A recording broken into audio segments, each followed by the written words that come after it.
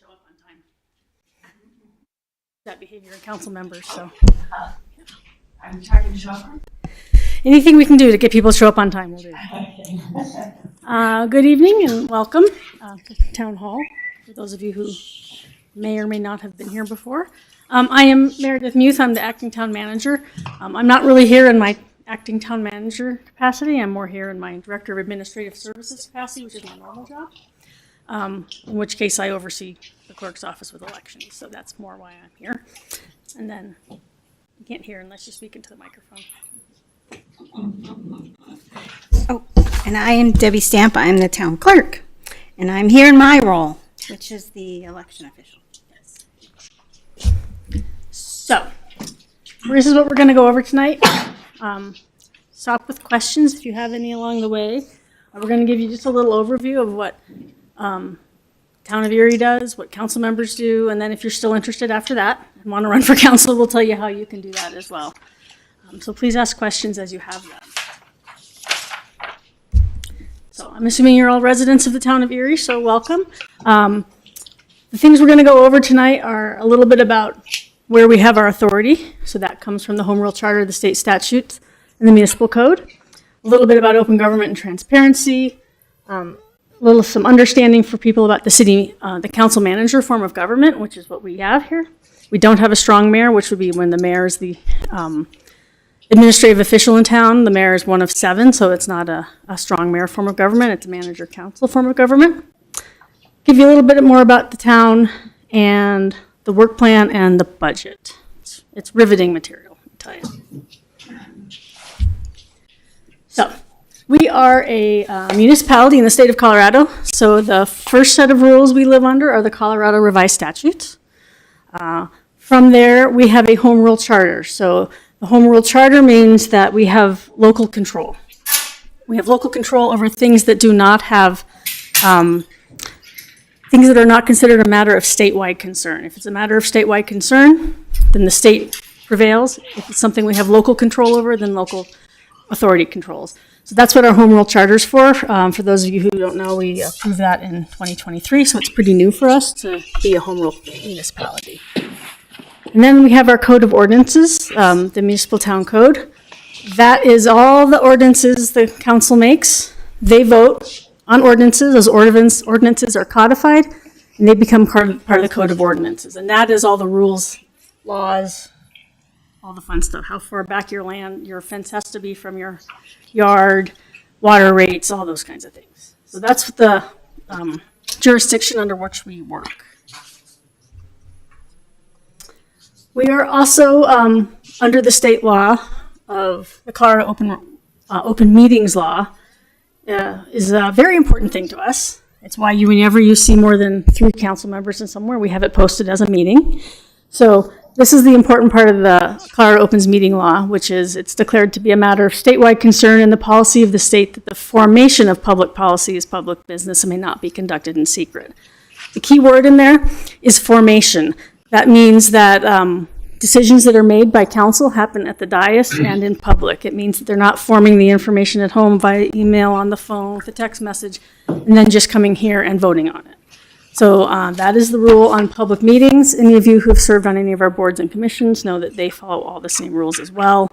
No more than 2 members may be in any place at one time other than a social gathering. And they can't be discussing public business if it's not at a public meeting. That does include on social media. So our council has 6 council members and 1 mayor.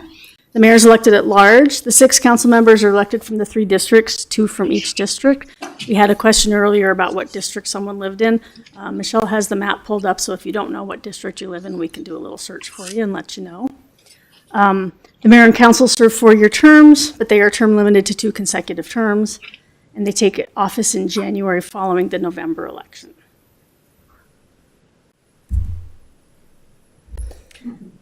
So kind of a gist that we really want people who are running for council to understand is that they set policy. So council members set the policy. The town manager implements the policy. Try and keep council at this level and not down in the weeds at this level because that's not what their job is. So they set the policy. They attend meetings on most Tuesday nights we have. They make land use decisions, so that would include new developments coming in, subdivisions, that type of thing. They adopt the annual budget. We'll talk about that slightly more. They enact all the ordinances, resolutions, and policies. They foster interjurisdictional relations, so that's a lot of meeting with other governmental entities from around the region. They attend a lot of regional meetings, so that includes DRCOG, which is the Denver Regional Council of Government, the Mayors and Commissioners Coalition, all of those kinds of things.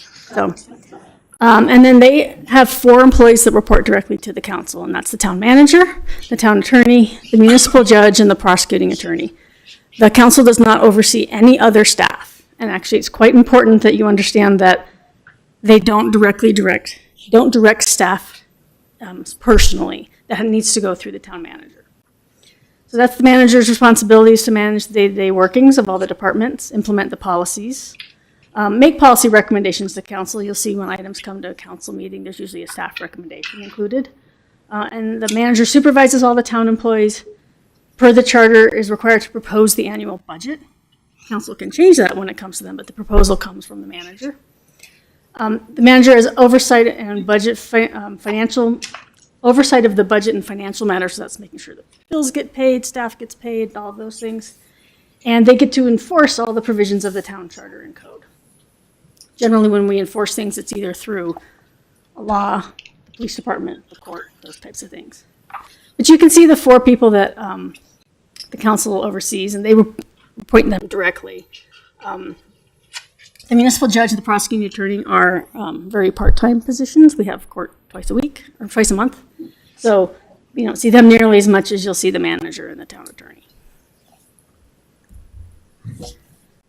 Here's an org chart, and I'm going to say it's a little, what you see up there is not exactly what we're currently doing because we have some vacancies, which is why I'm standing here. So, but you can see at the top are the residents. The residents elect the council, and that's who the council reports to. Currently, our town manager position is vacant. We are starting a recruitment process for that now. And we have 2 deputy town managers, one that's also vacant, and the other one is held by Melissa Wiley. Off here in the blue box on the left are our boards and commissions. Most of those are advisory boards, give advice to council on, for example, trees, the airport, open space and trails, historic preservation. None of those bodies have any decision-making authority. They only make recommendations to the town council. Actually, the Urban Renewal Authority does have some decision-making authority. 7 of the members of the Urban Renewal Authority are the town council, so that's a little more confusing. I have a little question there. When will the town manager position be filled? We're working on a recruitment right now. Hope to have interviews in September. Will you be one? I will not be one, no. Oh, okay. We get this question a lot about kind of what the council does up on the dais. So there are 3 ways the council can do anything, or 2 main ways the council does things, but the third one is just a, go back. So we have an ordinance. As I mentioned, the ordinances are codified into our code, into our municipal code.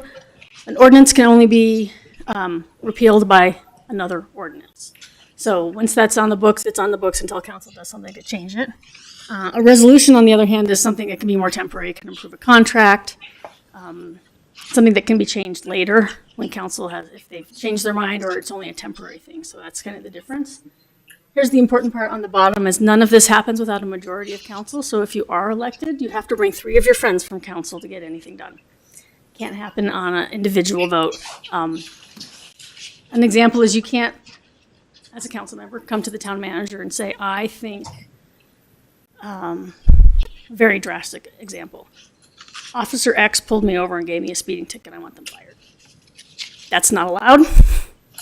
You hear these are the horror stories you hear other places. We don't have this here, but that's another reason why you have process, requires a majority, and also why council does not directly supervise the rest of staff. They only directly supervise those 4 appointees.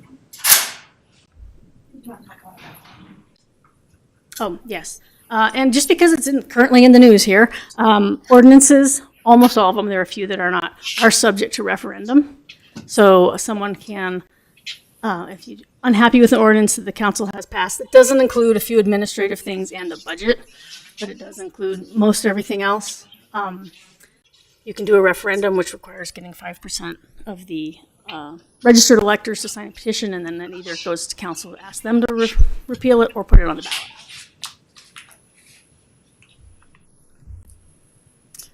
One of the big things that council does is a work plan. So here's a slide from this year's work plan. Really the goal there is the big projects the council wants to see done. This is above and beyond the day-to-day work that the staff does. So one of the things you'll hear a lot on the dais is you're like, well, I have a thought, I have here something new we could try. That's great. We have adopted work plan. What do you want to take off the work plan to make room for that? So those are the questions you'll hear a lot in that regard.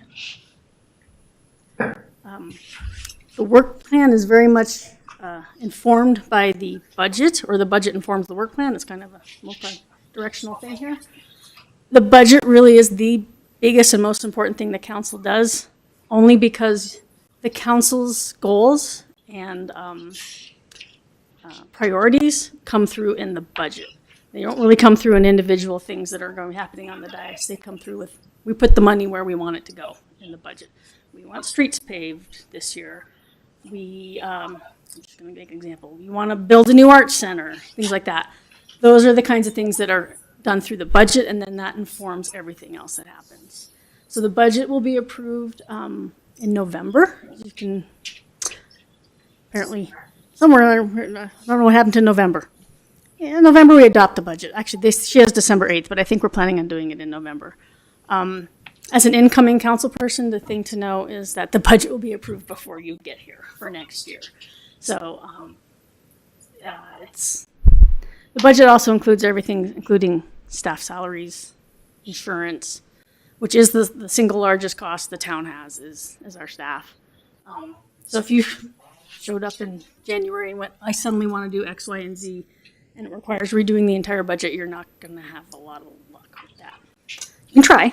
If you bring 3 friends with you that are on council, you can probably try. But it's not as easy as it's just redirecting your money in your checking account somewhere else. So that is a very short overview. Anything else that's, as a council member, you've decided is really important? No, it's a good overview. The one thing I will say is oftentimes, and I've seen this before, people run for office as a one-issue thing. I'm annoyed because of fill in the blank. My neighbor's tree, my kid's school, something like this. And then they get here and they're like, either A, oh, I don't have the authority to fix that, or B, okay, I fixed it, but now you want me to do all this other work too? I have to still show up to meetings and do all these things. So I just want to kind of highlight that it's not a one-issue thing. It's a what is for the best of the community for the long run, and it's a commitment for 4 years to do that. So if you still want to be a candidate after all that, we're going to go through these following things, kind of what your job is as a candidate, some general information, how you go about filling out your forms, and that kind of thing.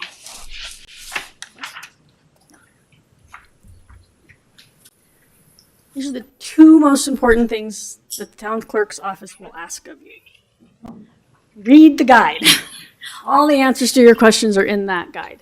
It's really important that you don't miss the deadlines. Our staff will do their best to remind you when the deadlines are, and you might even get a second reminder if you've missed a deadline. That's it. You're on your own after that. It's really your responsibility to know those deadlines. It's not staff's responsibility to make sure you've turned things in. So please keep that in mind. So we are having a coordinated election with Boulder and Weld counties on November 3rd. It will be a mail ballot election like we do in Colorado. All of the documents you need, you have 2 ways of accessing all the forms. One is a hard copy in the candidate guide. All of the forms that you need to turn in to us, except those that need to be notarized, are also available on the town's website, and you can fill them out online and submit them that way. So that makes it a lot easier for you, and you can do it at 11:59 on the night when they're due versus they need to be here at 5 o'clock if you're handing us a piece of paper. Voter lists, because we often get requests for the voter lists. We don't manage those. Voter registration is handled by the counties. If you want a voter list to reach out to voters, you can get it through Weld County. Don't be confused. There's A lot of information, if you look online where I turn in my forms and it says Secretary of State's office, that's for state offices and county things. Everything comes to the town clerk's office. So Debbie here is your recipient of all your documentation. And an important one we have to say is that clerk's office can't give legal advice. We can't interpret the statute for you. We can tell you kind of what we know, but we cannot give legal advice. And nobody in the clerk's office can notarize your documents. Since we'll be the ones handling your documents, we can't also notarize them. That said, there are other notaries in town hall who can do that for you. Just can't be a member of the clerk's office staff. So the most frequently ones used are Lori at our front desk and the court staff. So those are both available for notaries, but the clerk's office. I will say if you don't make an appointment for that, for notarization services, you may have to wait if you come in, if you drop in for that.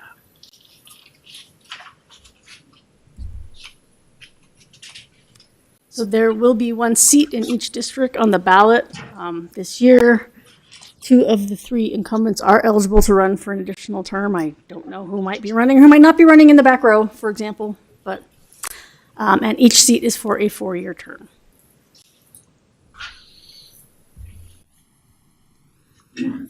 These are the qualifications you need to run for office. You have to be a U.S. citizen. You have to be a registered elector of the town. You have to be a resident of the town in the district in which you live for the previous 12 months. You must be currently eligible to vote in the state of Colorado. And we will, when you turn in all of your paperwork, the clerk's office will verify all that. And I don't want to give horror stories, but I will say I've been in a situation where, like, I don't think this person's lived in town for 12 months, and we had to do some backtracking. And nope, they moved to town 6 months ago, and they weren't going to fess up to us, so we had to verify it ourselves. So just know that we will verify all of that. It's a highly, highly paid position. I think it might be, I don't know, 0.006 cents an hour for your time. But the council does meet most every Tuesday night. We're trying to only meet 3 of the 4 nights, Tuesdays of each month. We've been successful about half the time this year. There's also time required for meeting preparation. The council packets we put out can range from 200 pages to 1,000 pages. So just know that in advance. There's also additional meetings with staff, with residents, with regional elected officials. A lot of time corresponding and talking with residents. That's your massive salary for the year. I know, don't spend it all in one place. It does also include an annual membership to the ECC and the option that you can buy insurance through the town's insurance program.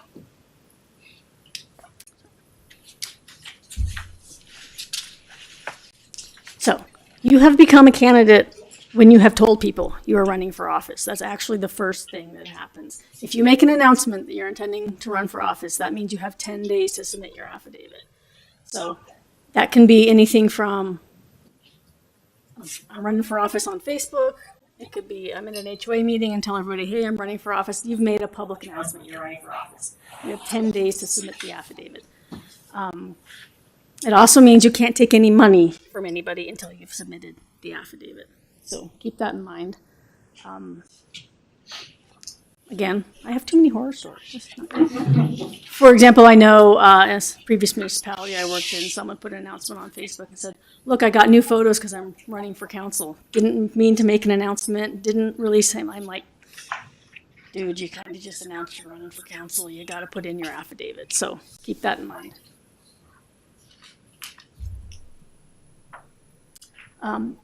You can announce that now. You can put it in your affidavit now. You may not circulate your nominating petitions until August 4th. So these are deadlines that are set by the state. You have between August 4th and August 24th to circulate your petition. To that end, we will put the petitions on the website at 8 a.m. on the morning of the 24th, and you can go in and pick your district and download your form and take it out and start collecting signatures, but you can't do it until then. You're required a minimum of 25 signatures from registered electors. Again, not kidding. Council member came in, repeated council member, rerunning for office, gave me his petition. His daughter was his first signator. Great. Your daughter's not registered to vote. So make sure you get people that are registered to vote. We do suggest that The form you'll see has 30 lines on it. We do suggest you get more than 25 in case some people didn't register to vote, just to cover your bases on that. They must be submitted to the clerk's office no later than 5 p.m. on August 24th. Those do require notarization, so please don't come in at 4:59 and they still haven't been notarized. I believe we had a candidate last time who missed us by like 10 minutes. So please make sure you get them in on time. And like I said, 8 a.m. on August 4th, everything will be updated. So you'll see the petition, and on the final page of the petition is actually the acceptance of nomination. Feasibly, someone can circulate a petition for you, and you might not intend to be running, and then they can bring it to you and say, look, we got all these signatures, we'd like you to run. So that's why there's an acceptance of nomination. You can turn in your affidavit with your nomination as long as you do it within 10 days of announcing. Everything, all those items must be notarized before they get to us. So as a candidate, and you're going to raise millions of dollars, I know, to run for office, you are subject to all the campaign finance rules of the town. If you do when you fill out the affidavit, there's actually a checkbox on there that says, I understand. I think it's Chapter 9, Title 1 of the Municipal Code about campaign finance. Again, they're all filed with the town clerk. Candidate committees must register with the clerk before accepting money or by making expenditures. Candidates and their committees and the registered agent are responsible for accurate reporting and putting them in a timely manner. And all financial reports are public record and will be made available for public inspection, and that includes on the town's website. So if people, we will redact some information from donors on the website, but not, if someone gives you money, it's going to be public record. Or something else I want to say. Yeah.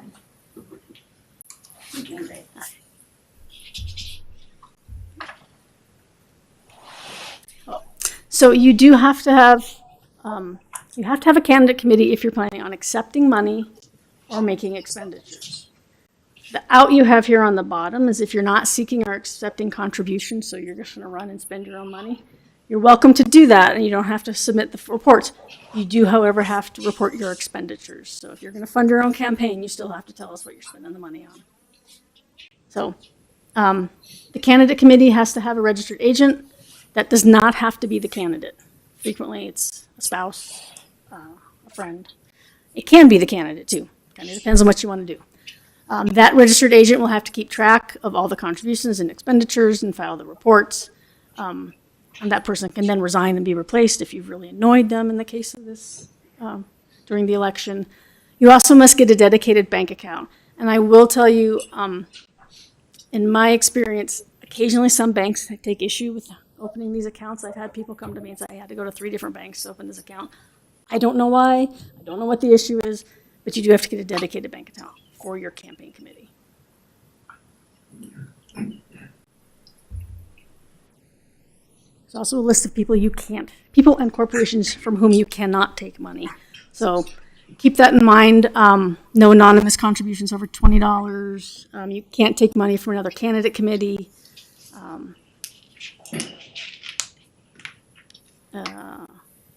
Cash over $100. Anyone who gives you $100 or more, also they have to list their employer. Not quite sure why that is, but that's the rule.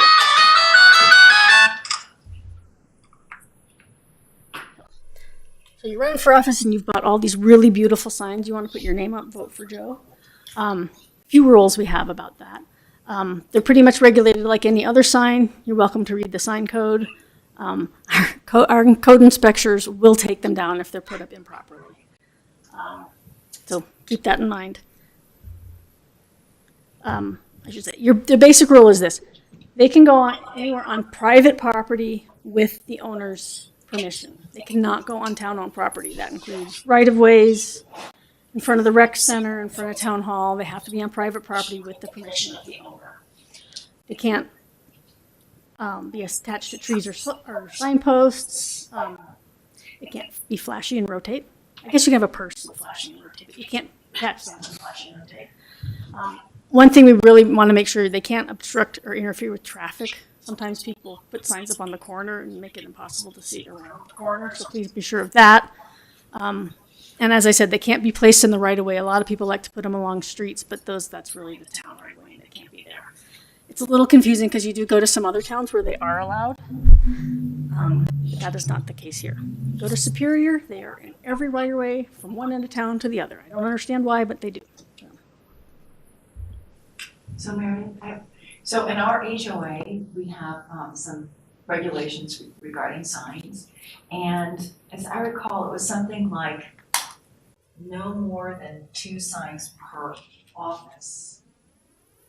So there's going to be a Boulder County treasurer, Boulder County attorney, there's a bunch of Boulder County things, and then there's the candidates. Right. So And state things. And there's the state thing, and there might even be a referendum sign or something like that. So, but that said no more than 2 signs, so that's different from what our HOA says.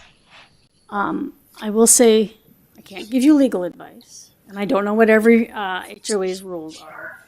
And there is also free speech that I'm not going to go near. I would say talk to your HOA. Some HOAs have a rule you can have them up for X number of days. Other ones, my neighborhood has one, you can only have it up for 90 days total. So it could vary by HOA, and it could vary by municipality. So my HOA is more generous than that. And I believe the town, usually it's the other way around, usually the HOA is more strict. Yeah, it's more generous. So I believe you would then fall to the towns. Okay. But I would read the sign code. I don't know what that was. 10612. Take a look there. Also, if you have questions about sign code, certainly feel free to ask the planning department because they deal with sign code far more than we do. So, our code inspectors will remove signs that are non-compliant or left in the town right of way. Should they do that, they try and be nice and they don't just throw them away. They will leave them in the front foyer here in Town Hall. There's a space between the 2 doors, so you can come in and pick them up if that happens. And then, as you can see, we have a place to recycle your signs, which is news to me. I'll have to ask Abby about that. Yeah.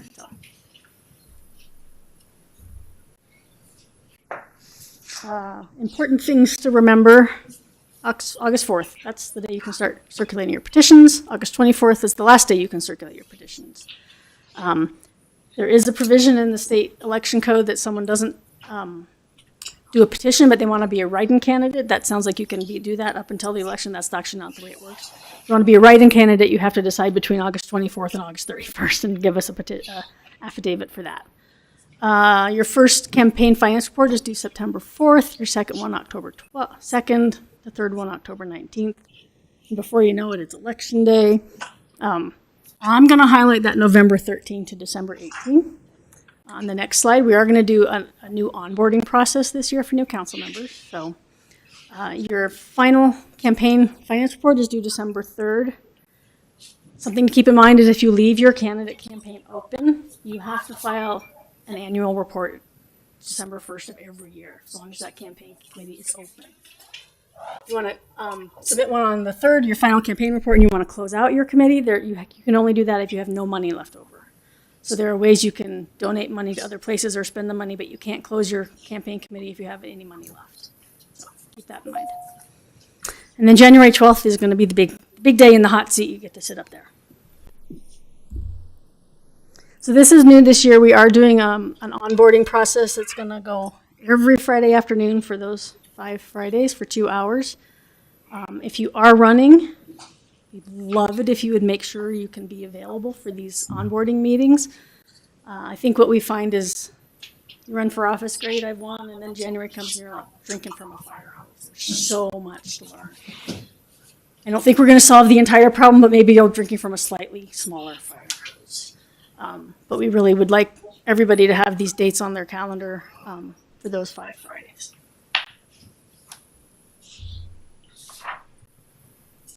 So you have the candidate guide. Other things you might want to look at or read are the town charter, the municipal code, the statutes, Title I and Title 31. Particular Title 31 covers elections. Both of the county clerk's office can help with items, like I said, voter registration list, those types of things. And here's our 2026 election page. There's information there as well.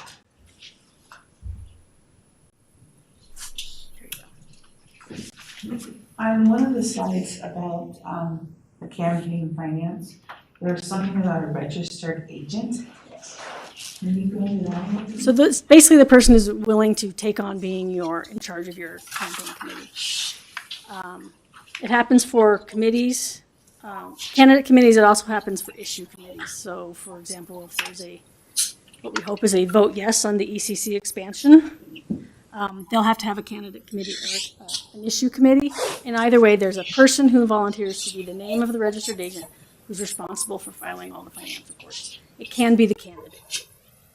Doesn't have to be.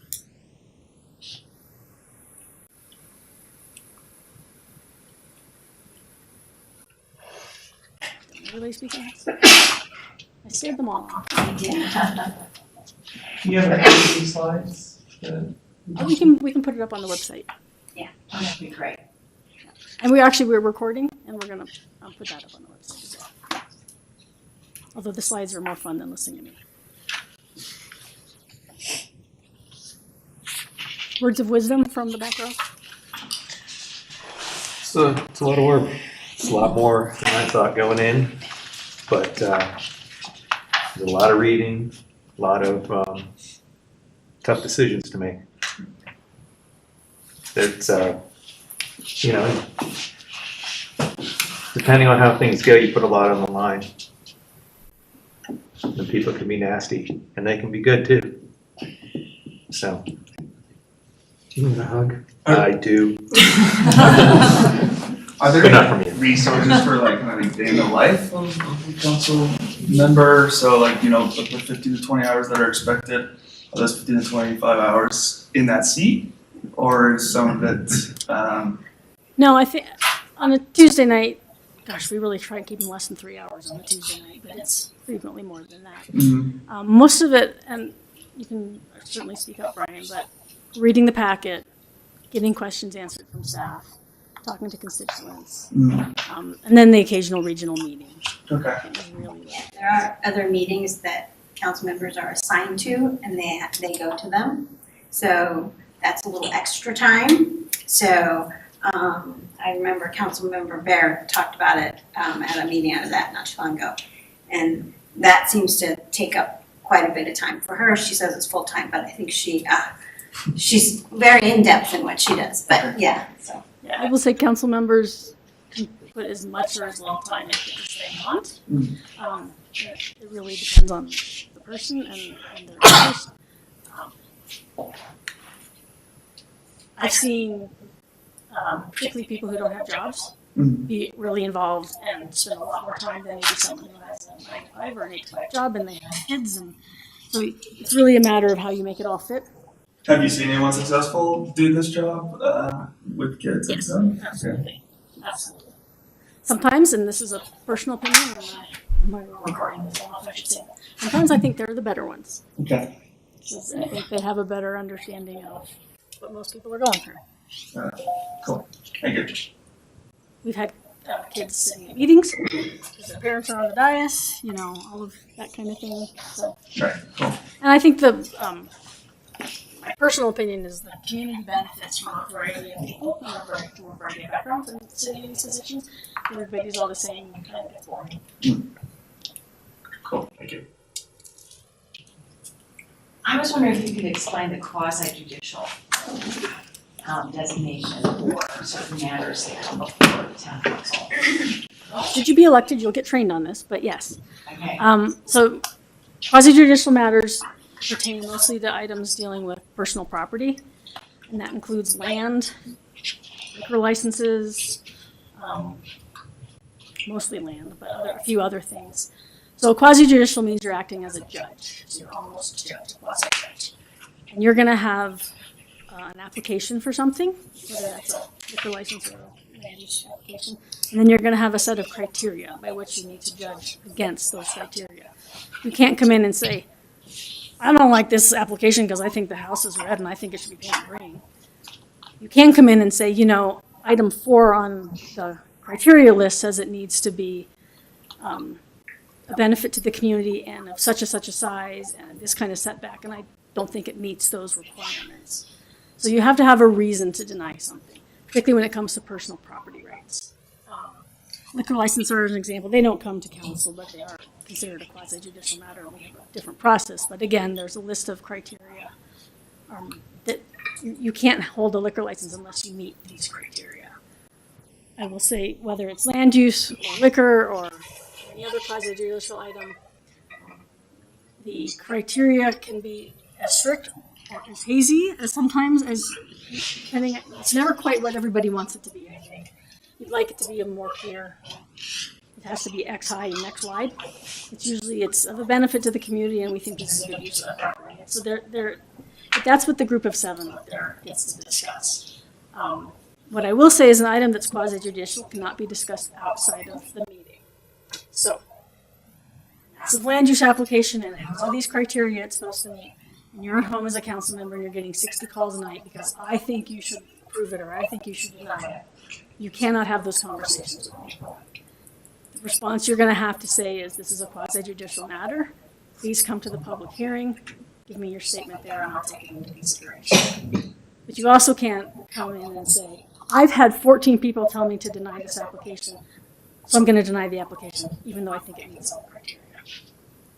So, does that give you a little bit of understanding? It does. How about contracts? Like you mentioned, there were some contracts that the town council has to.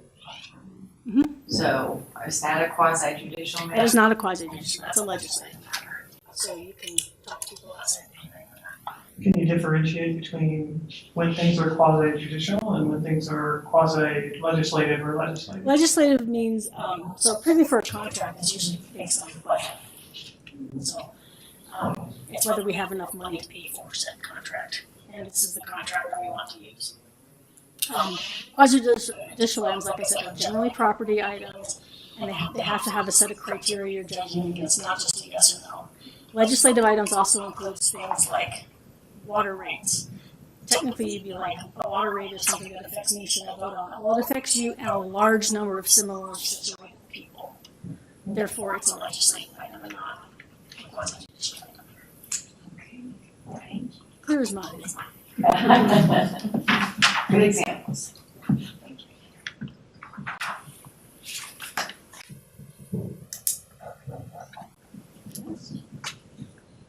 Like I said, Michelle has the map pulled up. If you don't know what district you live in, she can search up your address and make sure you're in the district you think you live in. When you get your petitions signed, they do need to be signed by people that live in your district. Keep that in